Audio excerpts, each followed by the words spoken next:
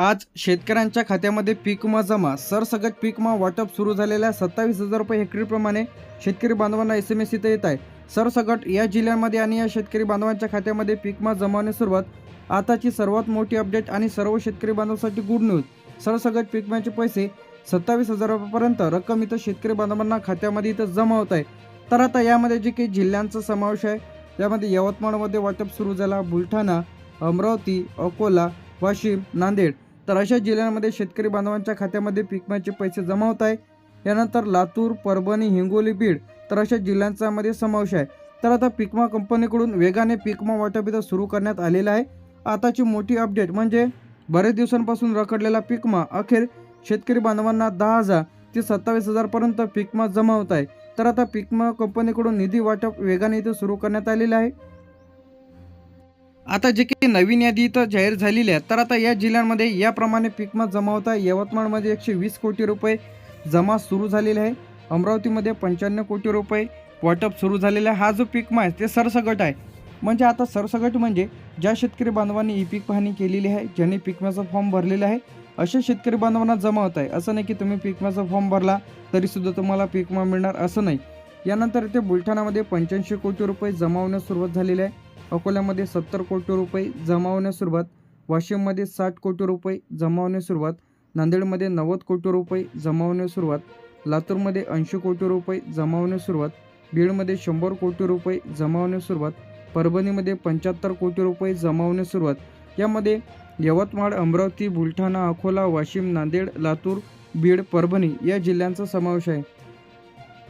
यानंतर इथे परभणी झाल्याच्या नंतर इथे आपलं हिंगोलीमध्ये 55 कोटी रुपये जमा होण्यास सुरुवात। यानंतर इथे आपलं नागपूरमध्ये 55 कोटी रुपये मंजूर झालेले आणि जमासुद्धा सुरू झालेले आहे, पण थोडा टाईम लागणार आहे।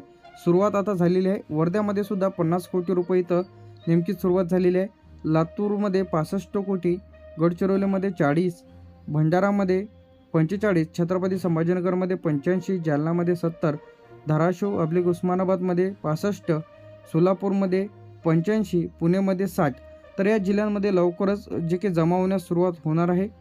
पुणे झाल्यानंतर इथे आपलं सातारामध्ये 55, सांगलीमध्ये 50, यानंतर इथे आपलं कोल्हापूरमध्ये 45, नाशिकमध्ये 75 कोटी, धुळेमध्ये 40 कोटी, जळगावमध्ये 70 कोटी, अहमदनगरमध्ये 90, ठाणेमध्ये 30, पालघरमध्ये 25, रायगडमध्ये 35, रत्नागिरीमध्ये 20, सिंधुदुर्गमध्ये 15 तर यामध्ये जिल्ह्यांमध्ये जमा सुरू होणार आहे। असं नाही की सर्व जिल्ह्यात एकाच वेळी इथे येतील। तर आता कोणाला पीक विम्याचे पैसे तर जमा होत आहे, आता हा महत्त्वाचा प्रश्न आहे। ज्या शेतकरी बांधवांनी खरीप रब्बी पीक विमा फॉर्म भरलेला आहे अशा शेतकरी बांधवांना पीक विमा इथं जमा होत आहे। याचप्रमाणे दुसरं आहे तुमच्या गावातील नुकसान भरपाईची नोंद, यामध्ये अतिवृष्टी, दुष्काळ, गारपीट तर आता जे काही तुमचं यादीमध्ये नाव असणे आवश्यक आहे। यादीमध्ये जर नाव असेल तरच तुम्हाला पीक विम्याची रक्कम इथं तुमच्या खात्यामध्ये जमा केली जाईल। तर लगेच यादीमध्ये नाव आहे की नाही चेक करा। यानंतर चौथीची गोष्ट आहे ते यामध्ये आधार लिंक। जर तुम्ही तुमच्या बँक पासबुकला आधार लिंक नसेल तर अशांचे पैसे तर अडकू शकते। तर लिंक आहे की नाही तुम्ही तुमच्या बँक पासबुकला हे चेक करा। यानंतर इथे आपलं कोणाला पैसे तर येणार नाही, ज्यांनी पीक विम्याचा फॉर्म भरलेला नाही, नुकसान भरपाई यादीत नाव नाही, याचप्रमाणे आधार लिंक नाही, फॉर्म रिजेक्ट झालेला तर अशांना पैसे तर येणार नाही।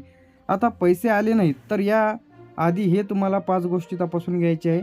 यामध्ये कोणकोणत्या गोष्टी आहे, यादीमध्ये तुमचं नाव आहे का, पीक विमा फॉर्म भरलेला आहे का, आधार लिंक आहे का, बँक खाते ॲक्टिव्ह आहे का, ई पीक पाहणी पूर्ण केलेली आहे का, हे सर्व ओके असेल तर पुढे जायचं आहे। आता पुढे काय करायचं तुम्हाला, जर तुम्हाला पैसे आले नसतील तर तुमचं बँक पासबुक अपडेट करा, ट्रान्झॅक्शन तपासा, SMS आला का हे तपासा, नाही की पीक विमा कंपनीला लेखी अर्ज द्यायचा आहे। तर या पद्धतीने लेखी अर्ज द्यायचा तुम्हाला। तर इथं तुम्हाला लिहायचं आहे प्रति पीक विमा कंपनी, तुमचा तालुका, जिल्हा, पीक विमा रक्कम न मिळाल्याबाबत अर्ज महोदय। मी तुमचे नाव लिहायचे, तर सर्वप्रथम राहणार, गावाचे नाव लिहायचं, तालुका, जिल्हा लिहायचा आहे। मी सन 2025साठी किंवा तुम्हाला 2024चा मिळालेला नसेल 25चाही लिहायचा आहे। 25 पीक विमा फॉर्म भरलेला आहे, परंतु अद्याप माझ्या खात्यामध्ये पीक विम्याची रक्कम जमा झालेली नाही। माझी माहिती खालीलप्रमाणे आहे, नाव, खाते क्रमांक, आधार क्रमांक, यानंतर पॉलिसी क्रमांक, जे काही पीक विम्याच्या पावतीवरचा नंबर ते टाकायचा आहे। कृपया माझा अर्ज तपासून लवकरात लवकर रक्कम जमा करावी ही नम्र विनंती। धन्यवाद।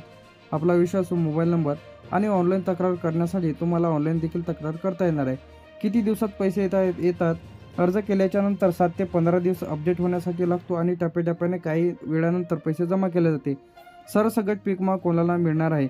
ज्या शेतकरी बांधवांनी खरीप रब्बी पीक विमा फॉर्म भरलेला आहे, ज्या भागामध्ये नुकसान भरपाई जाहीर झालेली आहे आणि ज्या जिल्ह्यातील असाल तुम्ही त्या जिल्ह्यातील आणि तुमच्या गावातील पंचनामे झालेले असणे आवश्यक आहे, तरच पीक विमा इथं मिळणार आहे.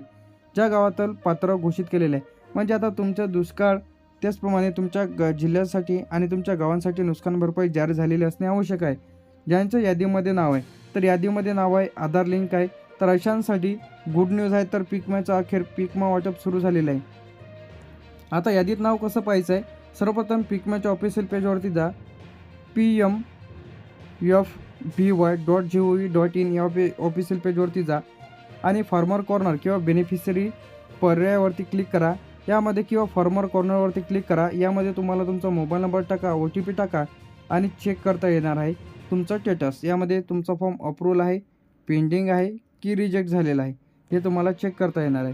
याचप्रमाणे महाराष्ट्र सिलेक्ट करा, जिल्हा, तालुका, गावाचे नाव, खरीप रब्बी सिलेक्ट करा, 2025-24 जे काही असेल ते सिलेक्ट करा, 26 आणि अर्थ सर्चवरती क्लिक करा. तर तुम्हाला तुमच्या गावाची संपूर्ण यादी तुम्हाला बघायला मिळेल. यादीत नाव असेल तर तुम्हाला पीक विमा इथं जमा होणार आहे. तर सर्व शेतकरी बांधवांना 27,000 रुपये याप्रमाणे पीक विम्याचे पैसे DBTद्वारे शेतकरी बांधवांच्या खात्यामध्ये जमा होत आहे. असं नाही की सर्व जिल्ह्यात एकाच वेळी पैसे इथं येणार आहे. टप्प्याटप्प्याने पीक विम्याचे पैसे इथं जमा केल्या जाणार.